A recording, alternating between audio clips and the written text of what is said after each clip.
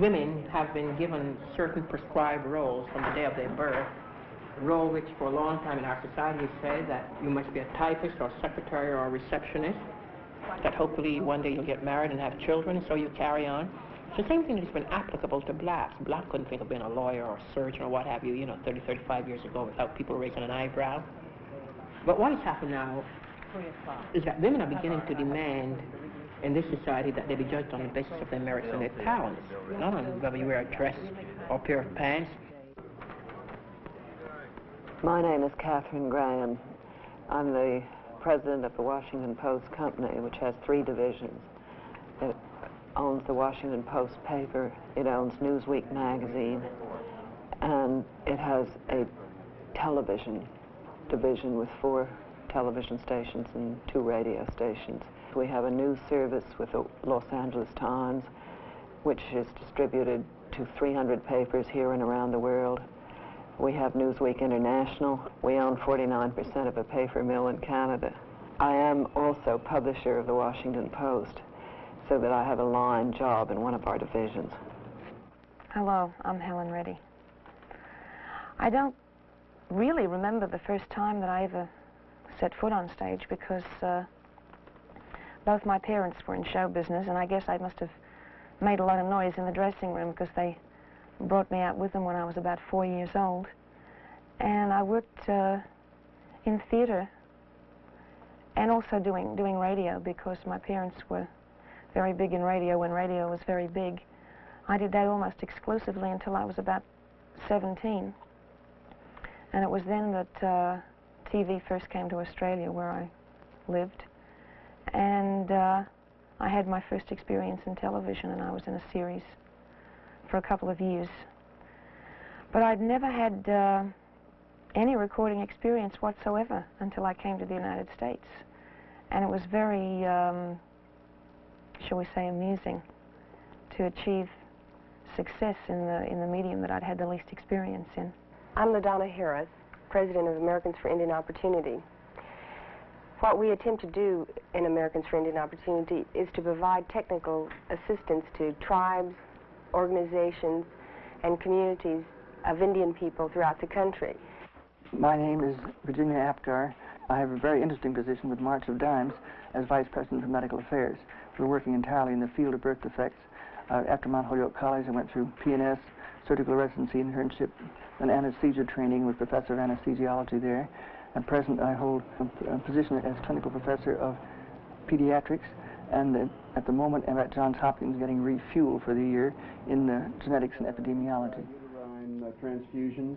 It depends entirely how big the child is. I've talked to Norman about this. Yes, this little girl has to be affected. I started off expecting to be a surgeon, but then it was in the Depression. I found that no woman I knew in New York City was a surgeon who made her living at it. She either had money or had a husband with money. And since I borrowed all the money from medical school, I changed fields completely to anesthesiology, which was very new then. Being a woman and running an organization like this, there are some problems. I have to stop and think and consider the role or the situation that I'm in. I have to be more diplomatic at particular times, different times, and have to think it through. Would it be would it be better for the success of what we're doing if a man played the leadership role? I would have said 2 or 3 years ago, before the women's issues had arisen so much to the fore as they have now, I would have said then that I never felt discrimination. Obviously, if you're the #1 woman in an organization, I mean the #1 person in an organization, it's hard to discriminate against you. But there are other situations in which you feel it when you're on an equal basis with men in a committee meeting or something like that, in which you feel they don't have much regard for your view. I've also become aware in the last 2 or 3 years that a lot of men really don't like working for a woman. I'm a sort of a poet, but that means a lot of different things to me. That means that not only do you write something called poetry, but that you live something called life. Oh, I love you. I like college kids because I think it's difficult these days to be in college. I think that the task of the 70s is very different from the task of the 50s or the 40s or the 60s, that we don't have the mass movements that we once had. You know, we have a personal situation, and the community and the nation are requiring personal decisions. Young college men had to decide whether or not they chose to fight a war in Vietnam. Young black students had to decide whether or not they would choose to hack it at a white university and get the skills that are necessary to bring back to the community. These are lonely decisions. Like a lot of questions, the answer to whether we are still discriminating against minorities and women is yes and no. I think the chances have just opened up immeasurably, and I think in all of our efforts to do more, we don't keep enough track of the progress we've made, which is just fantastic. On the other hand, we're not doing enough, and there is no question about it. In the sensitive areas of employment and equal opportunity in the sense of upward mobility, and on the high levels of business, that there certainly are not an adequate representation of women or of blacks. I regard this both as a woman, and as a woman I think we all ought to be doing better, and as an employer I think we ought to be doing better. But as an employer I also see the very, very great difficulties. There is plenty of room for women in scientific pursuits. We need many, many more in the field than are in it at present. And I don't think it makes a bit of difference whether it's a man or a woman if he or she has the interest and the background to do it. There are about 10 times as many applicants now for medical schools as there have been in the past for the positions available. So there's a lot of competition. I just urge that gals do the very best they can in their preparatory education in college, because it does help a lot. I don't know that I've ever faced discrimination as a woman as yet. And I think that's because the racial situation in America makes most black women face discrimination as black. I don't think that the movement is as relevant to the needs of poor women and minority women as it should be, probably because the movement is mostly composed of middle-class women who are naturally concerned with the issues that affect their lives. I mean, when we look at the history of slavery, we have a whole situation where no one cared if you were a woman or not. You had to get out into the field. Or after freedom, no one cared whether you were a woman or not. You had to work to support your family.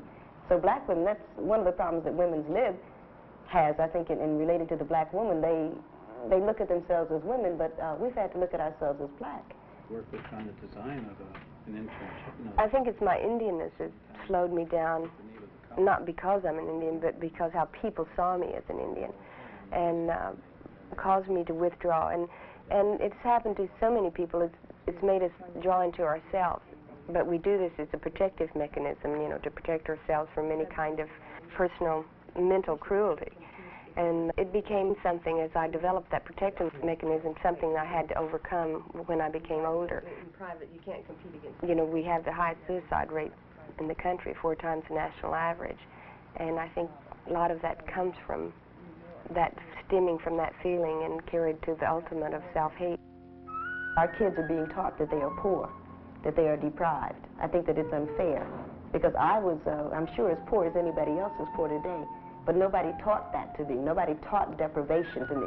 Nobody convinced me that I did not have the tools necessary to survive in the world. Everybody said, well, you know, so you have an outdoor toilet. Everybody's got an outdoor toilet, you know. So what? You still have to achieve. And I regret the way that our youngsters are being taught that they cannot achieve because of an external situation and therefore should not. It's made junkies out of half the community. I'm concerned about our youngsters because we are preaching despair, and I resent it. The worst handicap women work under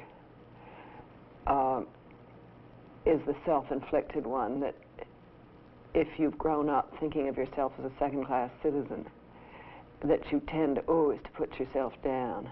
I think that the younger generation of women, they have the choice, and that there are no horizons too broad or too high for them to think along. And I think that the people who've grown up thinking that they can do anything or nothing are the ones who won't have the handicap that my generation had. The question often comes up whether a woman doctor can have a family and be a physician too. There are a number of specialties which do not demand around-the-clock attention, such as dermatology, pathology, radiology. There are many, many successful combinations. It also helps to have an understanding husband. Our parents' generation, for example, a woman's goal in life was to get married and have children and make a professional career out of that. And I know when I was growing up, I was always taught that I could have my choice. I could have a successful career, or I could be a good wife and mother. And the most amazing freedom for me was to be able to have both and to be able to do a good job at both. Wouldn't trade me for the moon inside a jar, 'cause you made me both a sun and a star, and in our twilight we will recall that the highlight for us in this world was having dreams come true. I'm so comfortable with you. Just you made my dreams come true. Here's a love song just for you.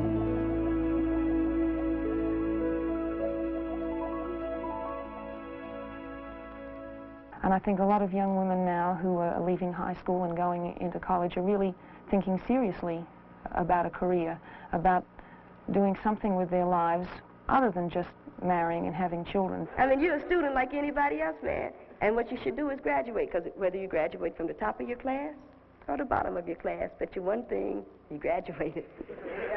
And that's all that's going to matter, you know. And when you get out into the world, you're either going to do something or you ain't going to do nothing, right? And that's up to you. That has nothing to do with the degree. But if you're going to sit here for 4 years, you ought to get that sheepskin. They're looking for what is happening in the world. Am I unusual?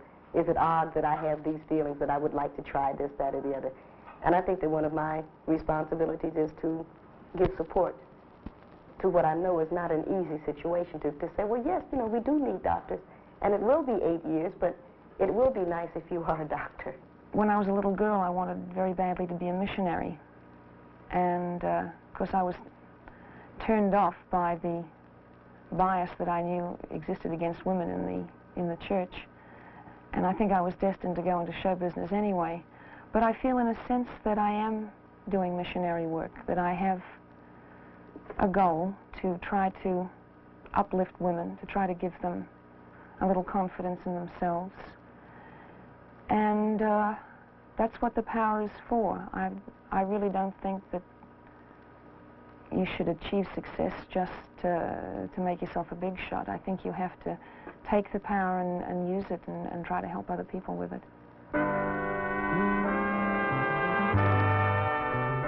I am woman, hear me roar, in numbers too big to ignore, and I know too much to go back and pretend, 'cause I've heard it all before, and I've been down there on the floor, and no one's ever gonna keep me down again.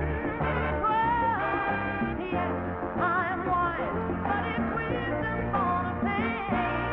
Yes, I paid the price, but look how much I gained. If I have to, I can face anything at all. I am strong, I am invincible, I am woman.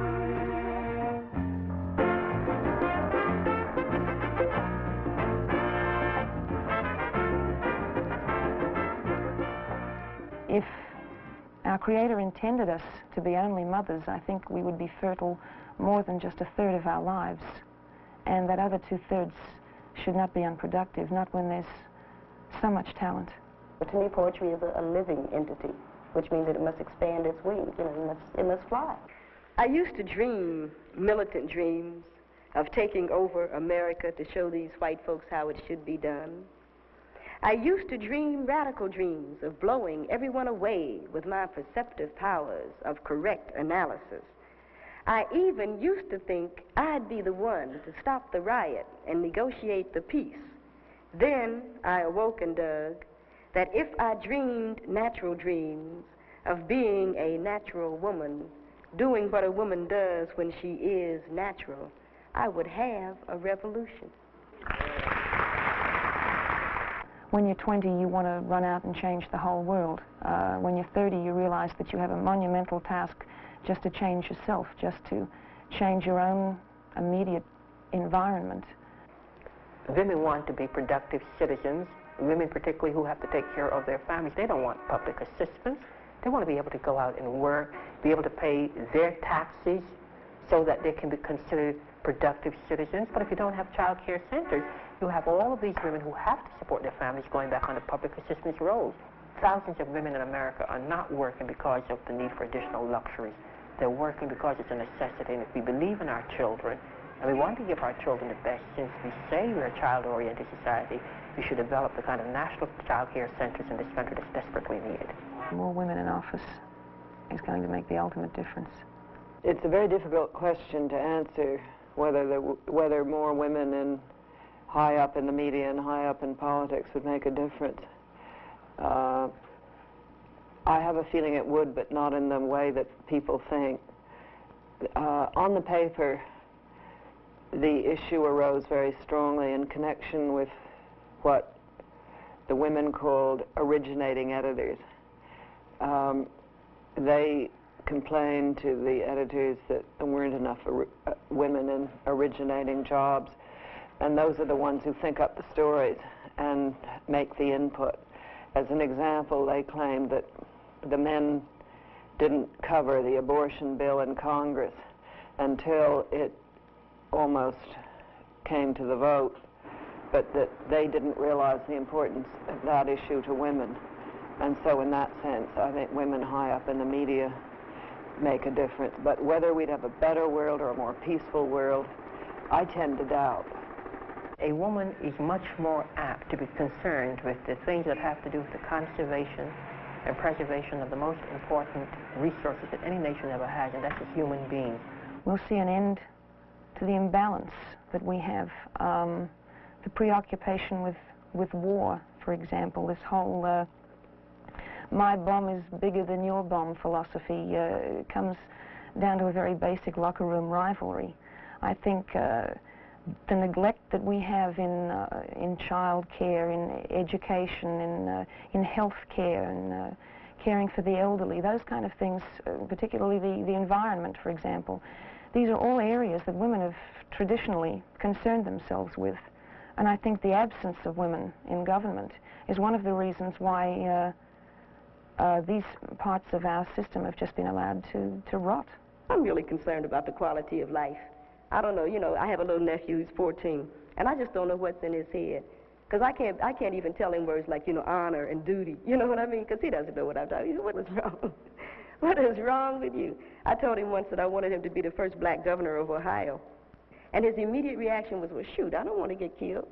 That's what he said. You know, and that's kind of sad to me that, you know, something like service, because I believe in service. I think that for black people, it's going to be the only thing that's going to get us over. I don't think schools are preparing boys and girls equally to, you know, to face the real world. I think they're still, I've always found that educational institutions are really one of the hardest institutions to change. I have had the chance to observe my daughter's education because she's been educated here, and I think that there's a tremendous amount of sexual discrimination applied. The fact that, you know, girls line up in one line and boys in another. The report card that we get sent home says he is failing to do his best, or things like that. It's always he. Or the fact that boys and girls don't get a chance to compete together in sports. The fact that in many schools, girls are denied the chance to learn woodcraft or leathercraft, and boys are denied the opportunity to learn how to cook or sew or something which some of them may have a natural talent for. I think individual girls like my 12-year-old daughter will help change the system as she's taught to kind of speak out in not so much in antagonistic way, but in disagreement to what she's hearing, and I think we have to teach our daughters and our children to do that in many regards, both toward racism and sexism. No, because folks run them games on you. If you wasn't capable, you wouldn't be here. Folks are not nice. There's nobody on earth that does a favor to anybody. I mean, you check it out. Folks always telling you they're doing favors, but they're not doing favors. Folks don't have time to do favors. There's so many capable people. Many of us have been damaged by sexism. I think the women's movement will bring about a more humanist movement when we start looking at each other as human beings instead of as men and women. The feminist movement has become much more of a grassroots movement. 3 years ago, people thought of women's liberation as 3 screaming freaks in New York City. Now, a housewife in Indiana or a secretary in Illinois now feel that the issues of women's liberation are things that affect their lives. They're still afraid of the term. They say, well, I don't believe in women's liberation, but I do believe in equal pay for equal work. I do believe there should be child care centers. They go on to list all the goals of women's liberation, but because of the unfavorable image that the media have given feminists, they tend to shy away from the term women's liberation. It is possibly a hangover from biblical days when women were considered to be part of property of a man. And I think it's going to take some time for this to be overcome, but I think it's on its way. I wouldn't be surprised if we don't have a woman president for the next 20 to 25 years, particularly if the women continue to move in the direction in which they're moving now in this country by constantly fighting for recognition on the basis of their talents and their abilities, and not on the basis of their sex. And they're making the gentlemen in this country begin to realize that ultimately all discrimination, whether it's anti-woman or anti-black, all discrimination is anti-human. The thing that's helped me most get through certain periods of my life is something I think I've obtained as an Indian person and from my mother's people, is the appreciation for people who are different and what they believed in. For instance, my grandfather was a peyote man, and my grandmother was a Christian, and they respected each other's religion, and neither one interfered with the other. And I think to appreciate people's difference and respect it makes you more flexible and makes you really benefit from knowing all kinds of people and not to fear them because they're different. I think that everybody's entitled to his own lifestyle. You know, people always say, well, how come you didn't get married? Because I didn't want to. That's how come I didn't get married. And I didn't have to. And I didn't. That's how come, because I'm myself. I think that that's the role that Native Americans are going to play in this country today, to help people in the United States to give up the melting pot myth. I think the greatest challenge is to bring about change. I believe in an organization. I believe organizing on a community level, because group pressure is what makes people respond. That you can bring about change if you organize around issues. And perhaps the struggle itself is worth the effort, whether you ever completely open all the doors or not. Because I have chosen the lifestyle that I lead, and it suits my personality. I don't try to sell it. You understand? I wouldn't try to push it off on anybody, but it suits me. And I think that that's all a lifestyle should do. It should suit you. It's your life. Bend but never break me, 'cause it only